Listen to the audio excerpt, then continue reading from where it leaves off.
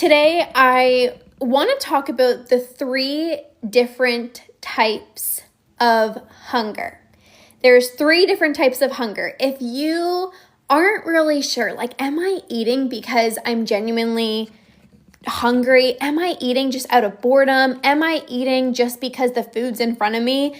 This little mini training is going to give you so much clarity on the 3 different types of hunger and when you should actually be eating. So, the first type of hunger is physical hunger. Physical hunger is when you're genuinely hungry. Now, when you're genuinely hungry, think about maybe you haven't eaten in a while. You're not worried about what am I going to eat? You're not worried about, you're not really concerned about what you're going to be eating. You just know that you're hungry and you need food.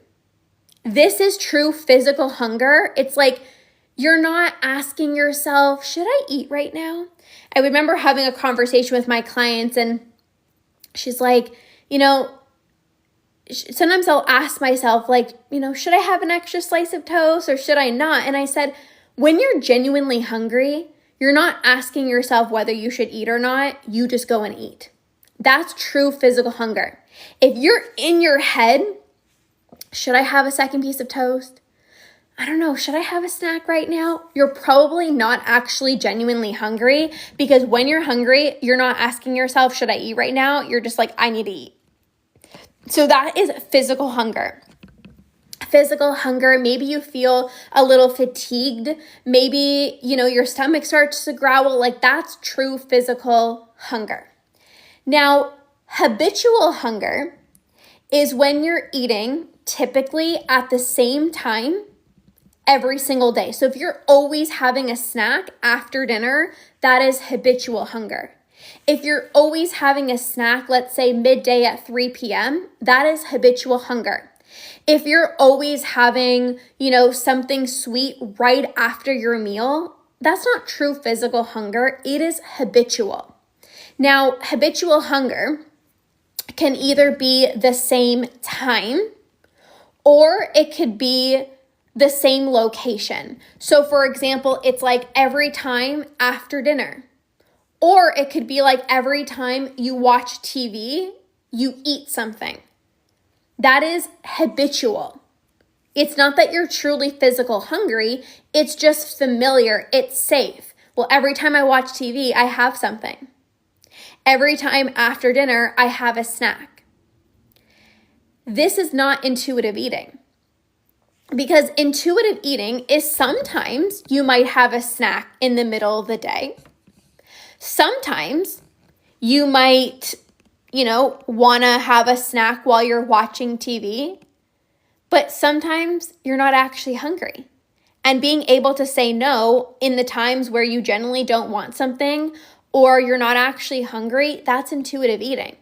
If you're always eating whenever you're watching TV, that's habitual. If you're always having a snack every single night, that's habitual. That's habitual snacking. And you really want to be mindful of that because that's not actually the real you. That's not the real you. You're just doing it because it feels safe and comforting and familiar. So again, if you're always eating same time, same place, same location, always in front of the TV, always at the end of the day, always at 3 o'clock on your lunch break, it's you have to actually check in with yourself. Do I really want something right now? You might notice, yeah, I actually do want something right now. And then you have a snack. But there will also be times if you actually check in with yourself that you don't actually want something. And so you have to create that pattern interrupt to break habitual snacking to say, am I actually hungry right now? Am I actually craving something? Do I want something? If you're just always doing things out of autopilot, you're not even hungry. You didn't even ask yourself if you wanted a snack, but you know you're going to watch TV tonight, so you just make yourself a snack. That's not intuitive eating. That is habitual snacking. Now, the last type of hunger is mindless hunger. So mindless hunger is when you're eating just because the food is in front of you. So whether you're at a social event and you're not even hungry, but there's a charcuterie board in front of you and you're like, oh, the food just looks so good. So then you're just like mindlessly snacking even though you're not hungry. Or maybe you're sitting on the couch and you're not hungry, but your husband all of a sudden pulls out the snacks. And now you're like, I want some of that. You're not actually hungry, but because you see the food in front of you, because your husband's eating, or because you remember that you have a certain type of snack in the pantry, that is all mindless. You're not actually hungry, but the sight of something, the sight of you seeing your husband pull out a snack makes you want the snack. The sight of the food in front of you, it just looks really good, and then you start eating. That is mindless snacking. So again, we have true physical hunger is when you're actually hungry. You don't even have to ask yourself, am I hungry? You're just like, I need to eat something. You're not concerned about like what you're going to eat. You're just like, I need food because I'm hungry. The habitual hunger typically happens same time, same location. Again, it's out of habit. And then you have the mindless snacking. Mindless snacking, you're eating just because the food is in front of you, just because your husband pulled out a snack, just because you remember that you have some snacks in the pantry. So of course, you want to be eating when you're actually truly physically hungry, and you want to break the cycle of the mindless snacking and the habitual snacking. You will be able to break the habitual snacking and the mindless snacking when you check in with yourself before having a snack. Because if you don't check in with yourself, you're in autopilot mode, right? Like if you don't actually, let's say you normally snack in the evening. Before you go and sit down on the couch, you want to ask yourself, am I craving something? Am I still hungry? You have to create that pattern interrupt, and you also have to be okay with not having a snack. Not because you can't have one, but if you know that you're full, you don't need anything, you're not really craving anything, you can't see this as a form of restriction. You can't see it as like, oh, I'm depriving myself. No, depriving yourself is when you actually genuinely want something and you're not allowing yourself to have it. That's deprivation. But it's not deprivation if you're not hungry and you're not craving anything. If you're not genuinely craving anything and you're not hungry, it is mindless and habitual to just be eating because the food's in front of you or because your husband pulled out a snack. You will start to rewire your brain out of habitual mindless snacking when you take a minute to pause, you ask yourself if you want anything, if you're craving anything, if you're hungry. And then you also remind yourself you're not depriving yourself if you don't have a snack. You're not depriving yourself. You genuinely don't want anything. Just because your husband is eating doesn't mean you need to. Just because there's food in front of you doesn't mean that you need to be eating. This is how you start to rewire your brain out of habitual mindless snacking. And the more you actually honor your true physical hunger, the less you are going to habitually snack and mindless snack. Because when you actually are eating out of true physical hunger and you're listening to your body, you're going to have these satisfying meals. You're going to honor your hunger, right? You're honoring your hunger. You're feeling satisfied. And when you feel full and satisfied, you don't really have the desire to mindlessly snack. It's when you're pushing off true physical hunger, when you end up mindlessly snacking in the evening. It's when you push off your true physical cravings that come the evening, you just are eating completely out of habit, completely mindlessly.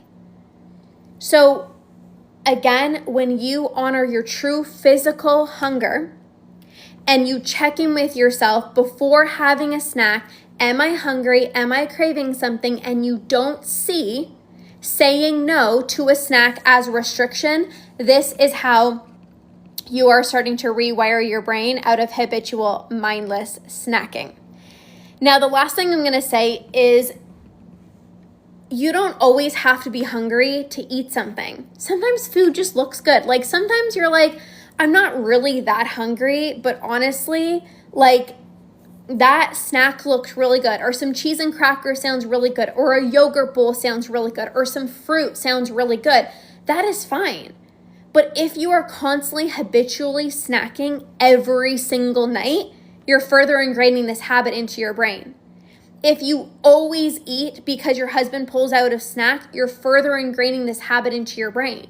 So if you're just eating because the food looks good every once in a while, that is very different than every single night at 8 o'clock you're having a snack. Every single day at 3 o'clock you're having a snack. That is very different. If you want to be able to rewire your brain so you no longer feel a single urge to binge, you have to break the pattern of habitual mindless snacking. And again, that comes through pausing and asking yourself, am I actually genuinely hungry? And am I craving something? If you're not hungry, you're not craving something, you don't need to be eating. You're probably just eating because the food looks good in front of you. You're probably just eating because your husband's eating. You can break the cycle of habitual snacking with more awareness and recognizing that saying no to snacks doesn't mean you're depriving yourself. You could have the snacks. But if you always have a snack, 8 o'clock at night, 3 o'clock in the afternoon, you always have a snack just because you're watching TV or whatever the case may be, you're not going to break this cycle of habitual snacking. So you're allowed to eat when you're not hungry. Like, yes, everybody wants a snack. You don't have to be hungry to have a snack. But if it's every single day, you have to practice saying to yourself, this is a habit, and the only way I'm going to rewire my brain is if I don't act on that habit. I'm not depriving myself. I'm rewiring my brain. And with that mindset, that is going to help you break out of the habitual mindless snacking. So, this was just a little mini training on the 3 different types of hunger. I talked about physical hunger, habitual hunger, and mindless hunger. Again, obviously, you want to be eating when you're physically hungry.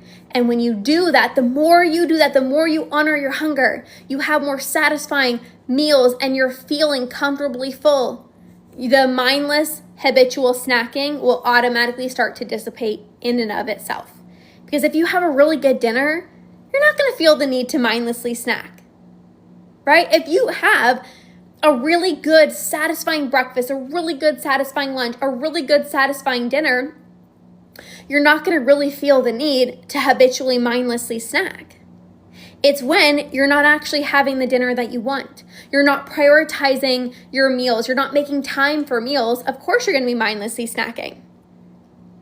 So all things to consider. So this was just a little mini training on the different types of hunger. We got physical hunger, habitual hunger, and mindless hunger. Again, rewiring your brain is about doing things differently, even if it feels uncomfortable. Even if it feels uncomfortable to not mindlessly snack in the evening, you're rewiring your brain and use that as like excitement to break out of this habitual cycle. So that's what I have for you guys today. Have a beautiful rest of your day, you guys, and we'll see you soon. Bye, guys.